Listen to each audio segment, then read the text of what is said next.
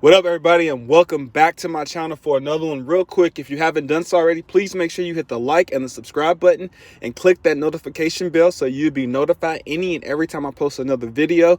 I mean, it's free. It's a great way to support the channel.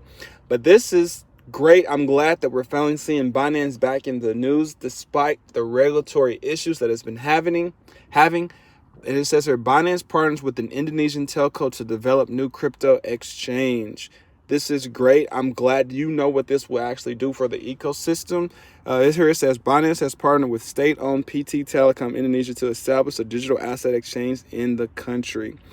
And for most that don't know, Binance is one of the largest crypto exchanges out there globally.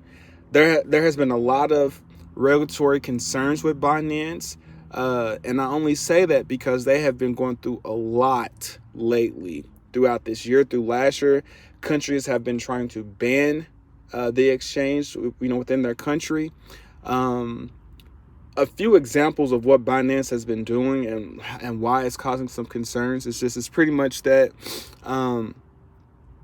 that since Binance has grown, due to its focus on being the place for crypto enthusiasts to trade among any digital asset. I believe that, other investors believe that. But the thing is, while most exchanges operate in the US, like Coinbase, they take the time to have a process for adding coins for trading. Like they have KYC. Binance, on the other hand, has aggressively added new cryptocurrencies and more recently NFTs. They don't care about KYC, but the long tail is appealing to investors looking to speculate on hot new cryptocurrencies and NFTs. And that's why I used to love Binance, the regular Binance, before the US actually banned it, thus creating Binance US. But this crypto exchange is a beast in itself. It's the largest global crypto exchange. And with it being the largest crypto exchange, countries are going to want you to do KYC, know your customer, and KYB, know your business. But just a prime example of something like that happening is just, Tuesday? They did 27 billion in spot exchange volume over 24 hours, and that was on a down day.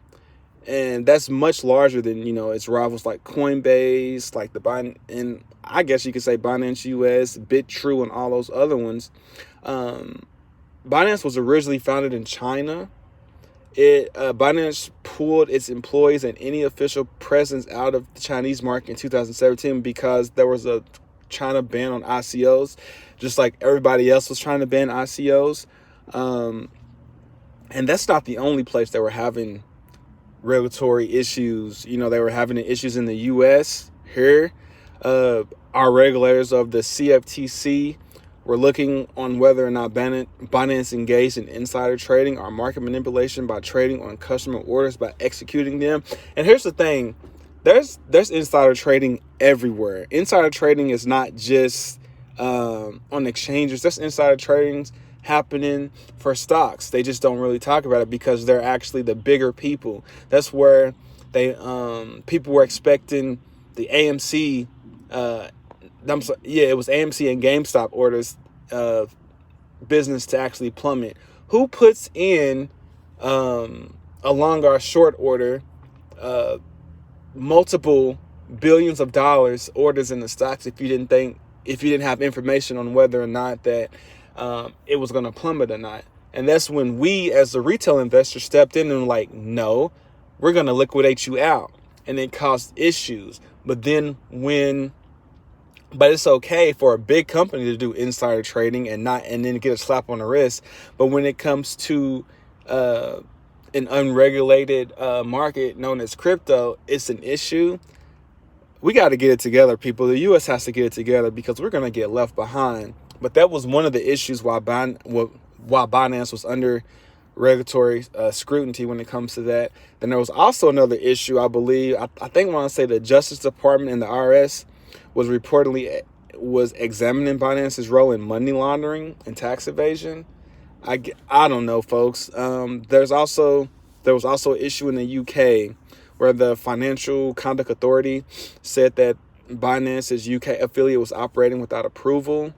I want to say Japan was having issues where the financial agency in Japan warned the company for operating without permission. I want to say the EU was having issues for some time. I think that one was really recent. I think that one was when, I think it was in July, where Binance said that it would suspend deposits from the European Union single Euro payments area network. Germany was really big. I want to say that was, so yeah, Germany was when it was earlier this year they launched stock tokens. And what a stock tokens is just it's a sort of a synthetic instrument that gives commission-free exposure to regular stocks, like the traditional stocks such as Apple and Tesla. Those were offered on the CM Equity AG, and which was the established company that would hold the underlying stocks. But here's the thing, folks. They got into a big issue with that because Germany's regulators said that the tokens would violate the EU securities laws. So after they said that it would violate the laws, Binance said it would no longer offer the tokens, even though the CM Equity CEO told the block that it was a business decision and Binance wasn't forced to stop. So they didn't stop. You know, like I said, there's multiple things that Binance has been going through. It's the world's largest exchange, and when there's more money, there's more problems. I mean, there was issues all over the world. Thailand, South Korea, Malaysia, even China. But the whole thing is there was a concern, you know, all of these infrastructures was raised around Binance, but there was no particular headquarters. There was no physical place for regulators to say, well, we're going to fine you this, we're going to fine you that. So countries had no choice but to say, okay, well, we're going to have to ban you if you don't have a physical presence. So they're trying to create a physical presence, and they wanted to make a decentralized exchange, but they know that as the world's changing, they're going to have to change with it. And being the world's largest exchange in trading volume and market cap, they don't want to lose that business. So they're trying to create a physical place eventually to be compliant with the world's regulations of KYC. But this is exciting. I just wanted to give a brief story on how Binance is, but the article mentions that by them partnering with MDI Ventures, PT Telecom, Indonesia's venture capital arms, this is going to establish an exchange crypto platform. This will actually help with this announcement that happened yesterday. The agreement will also seek to broaden blockchain adoption throughout Indonesia, which is home to about 250 million people. This will be insane because we need crypto. I'm not going to necessarily say that we need crypto exchanges to help adoption, but the crypto exchanges will actually help the crypto ecosystem as a whole. And I'm going to say this because, you know, they got into issues with tokens that they're actually releasing on the exchange. And this is what I believe that's what's going to happen, folks. Like I keep saying, it's smoke and mirrors. It all goes back to the Ripple versus SEC lawsuit, okay? What's going to happen is, after this Ripple versus SEC lawsuit, okay, there's going to be a Ripple test, okay? Excuse me.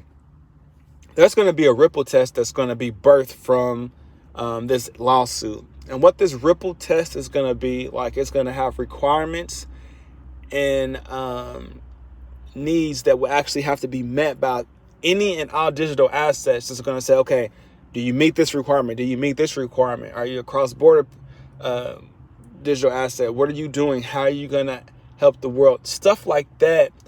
I'm not necessarily going to be just like that, but it's going to be the requirements that's going to be declared whether or not a specific cryptocurrency can be listed, a security or a virtual currency. I truly believe that. And the exchanges will actually help with the ecosystem once those said requirements are on there. Because right now it's just the wild, wild west. the SEC was really clear on one thing. The SEC is clear on not being clear, if that makes any sense.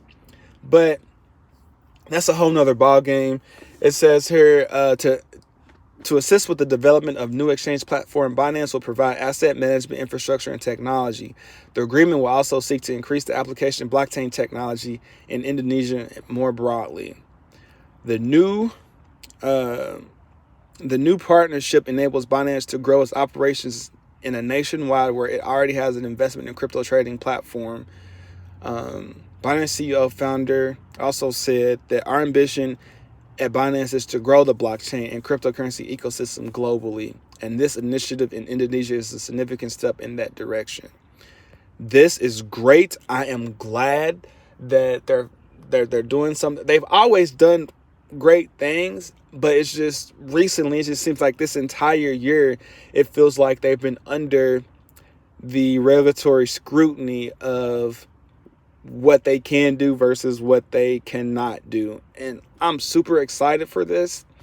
Binance is one of the ultimate cryptocurrency exchanges that I like, but I can't use it because we have Binance US now. Excuse me, I'm drinking my morning drink for today to get me some energy. Had a long day yesterday. But like I said, this is super great for them. I hope they don't come into any issues. I hope they get their KYC situated underway. I know they're getting their KYC situation underway, know your customer. But it's just, Binance is one of the largest cryptocurrencies. I feel like they're going to play a pivotal role in the future. They're taking over. They got their BNB token that's on the Binance Smart Chain, constantly growing. Their ecosystem's constantly growing, and when you have their ecosystem combined with other different ecosystems, it's bound to be an amazing thing for cryptocurrency as a whole. But moving on, there is a recent article out coming about 3 reasons why Ethereum price can drop below 3K by the end of 2021. And this speaks out to me, and I only say it because I actually believe there's really one reason why Ethereum can actually go down. But this actually contradicts what another TA said. One of the TAs said that there's reasons why the Ethereum protocol can actually go to 9,000 to 20,000.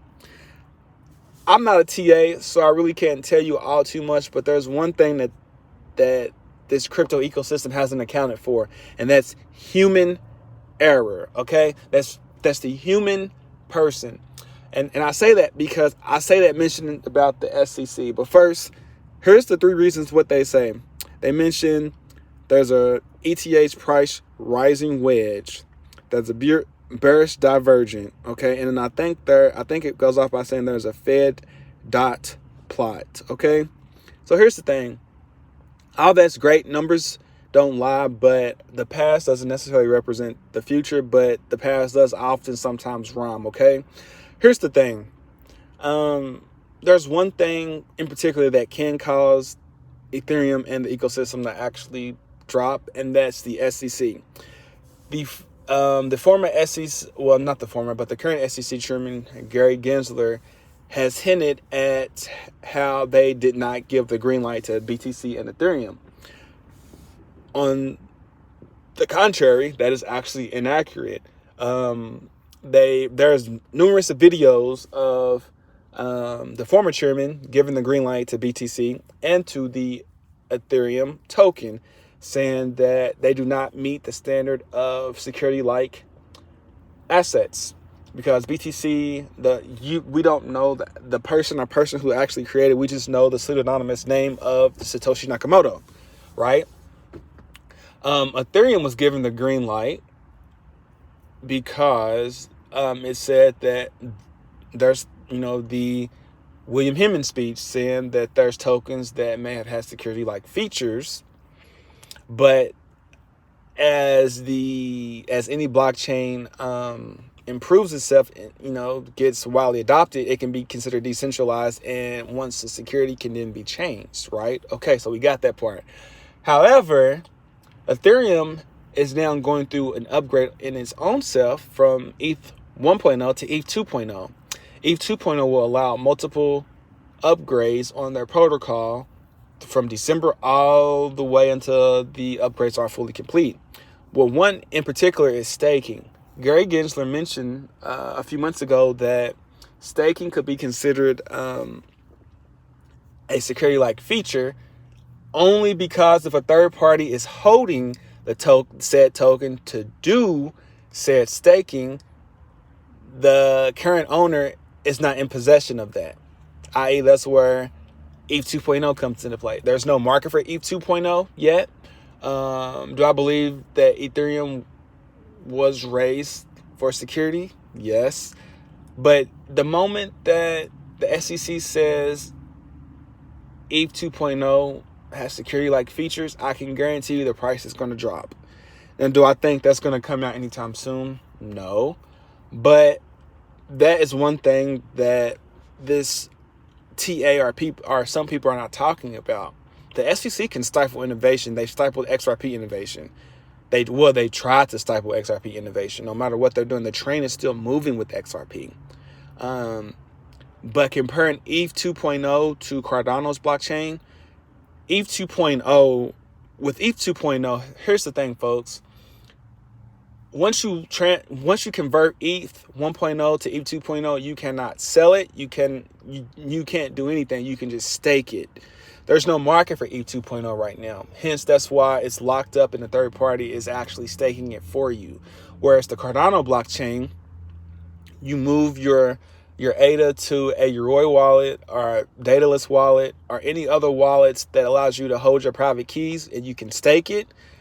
That's not a security-like feature because you still own it. You can sell it with your free will. You can convert it to your free will. But with ETH 2.0, once it's locked up, it's locked up.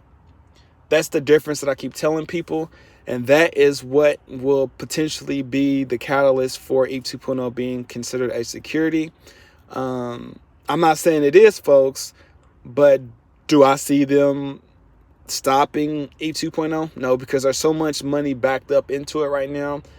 The big investors are going to control the SEC and tell them no, because it's already been invested. People have already been invested as the Ethereum Foundation, all of that. But do I believe that Ethereum is going to drop below 3,000 anymore? No, I don't believe it's going to drop below 4,000. It's already dropped below. Do I believe it's going to drop below 3,000? No, but it's already dropped below 4,000. It was like 3,980. But I don't see it going to 1,500 or anything like that. It's just unless the human world, known as the SEC, says so. That's just my take on it. That's just my thoughts on it. But speaking of the SEC and Ethereum and XRP, this lawsuit just needs to be over. Ripple versus SEC versus Ripple. This case, smoke and mirrors, like I tell everybody. But this article mentions SEC case against Ripple Labs for XRP crypto sale, a bit of a double standard. And it most definitely is a double standard, folks. This guy right here is forever stifling innovation.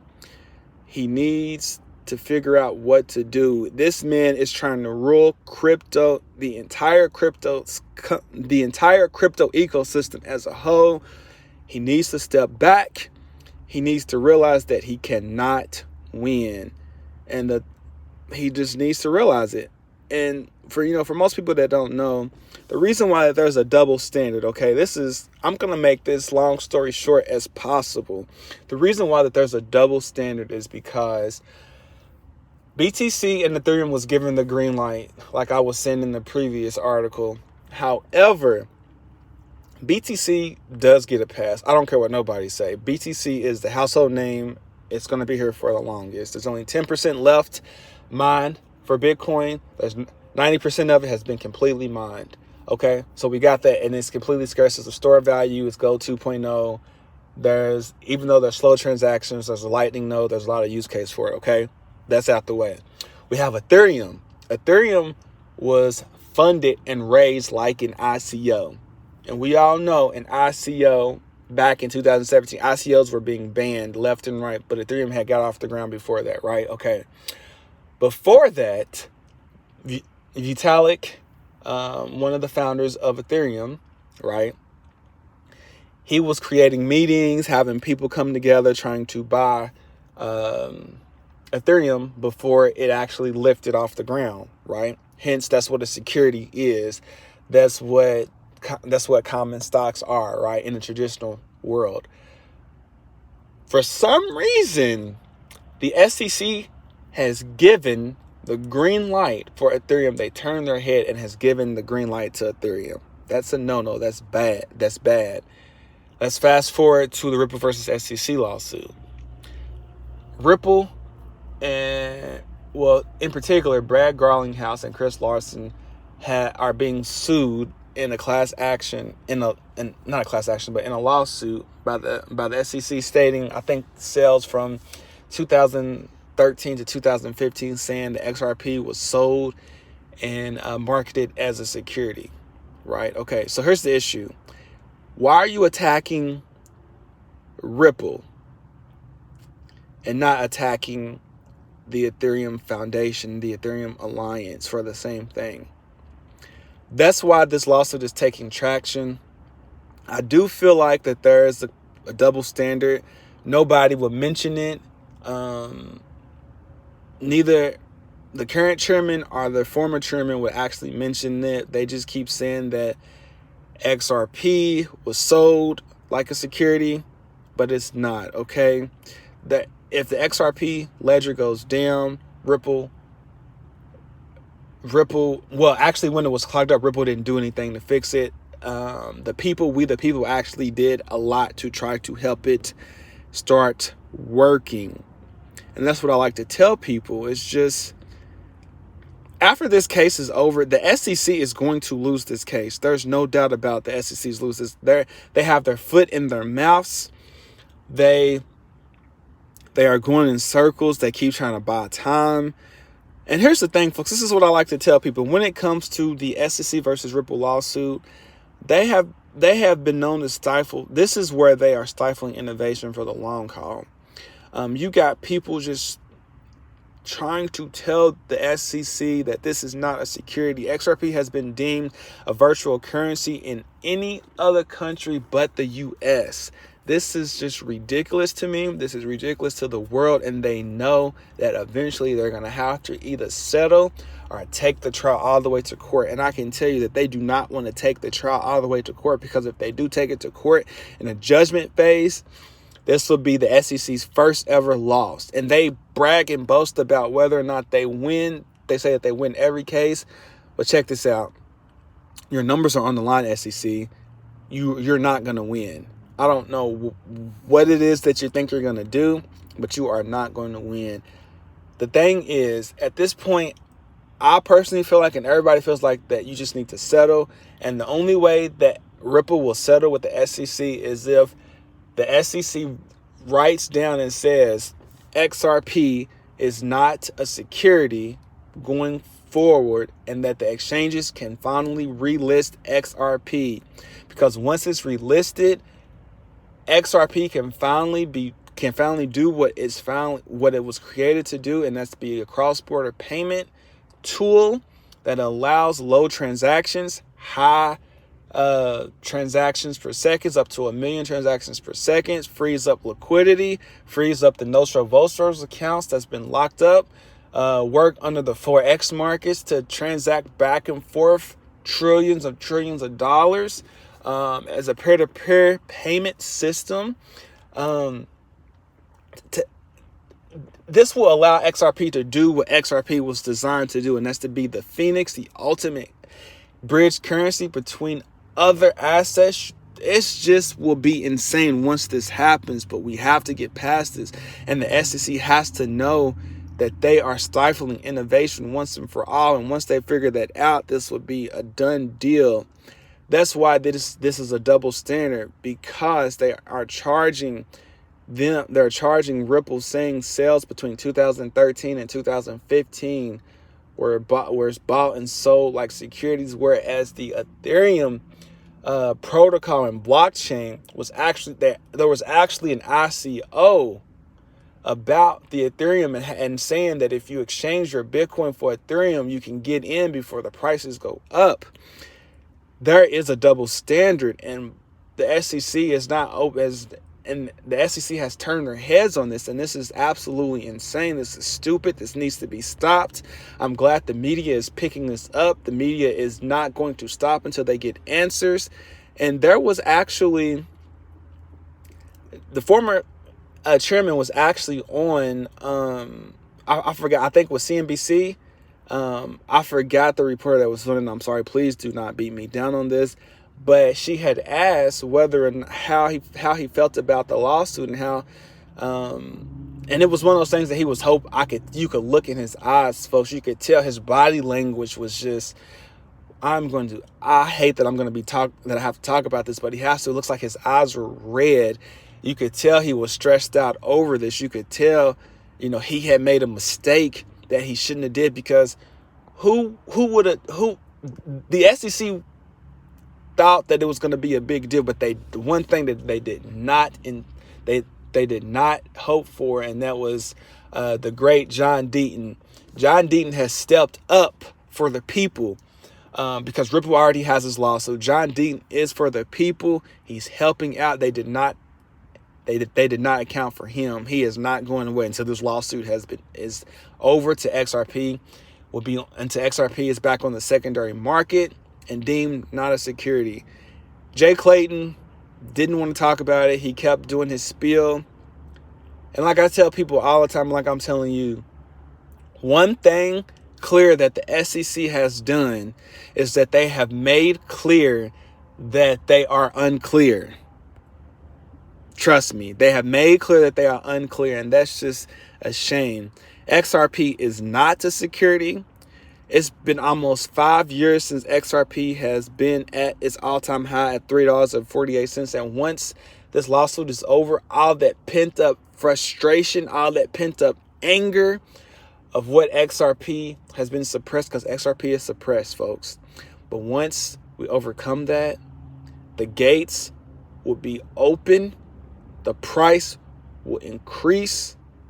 I'm not a financial advisor. I'm just telling you, it's just math, folks. That's just what's going to happen. That's all I got to say about that. We're going to go straight over into the price, and I'm going to let you go. By this time you see my price that I'm going over, the price is possibly going to be changed. That's just how the world of crypto is, folks. But crypto right now is 2.2 trillion. We've been up since the last time the market is finally picking up. We have Bitcoin. I want to say it's at $49,049. We got Ethereum at $4,034. Binance Coin at $539.52. We got Solano at $183. We got Cardano at $1.31. We got USDC at $1. XRP at 82 cents. That's starting to take up. I do believe once that's going to happen, that's going to go up to $14. We got Polkadot at $27, Avalanche at $105, Luna at $64, Dogecoin at 18 cents, Shiba Inu under a penny still, Matic $2.14, Crypto.com that's still at 53 cents.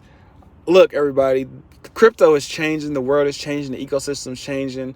I'm really excited about this. We just got to be patient. As always, stay focused, stay locked in. So Peace. I want to turn to you. Thank you for a moment, Mr. Brooks. If you were king for a day and you were going to tell us, here's what you need to do to structure the regulatory framework, in a minute and 39 seconds, tell us what that would look like. I mean, I can barely introduce myself in a minute and 39 seconds, Congressman. I come back to the concept of parity. I don't know why we believe that incumbent institutions are risk-free and anything new is highly risky. So if I have a platform built on a blockchain that is doing lending, I don't know why it's so hard for us to say that can participate in our banking system.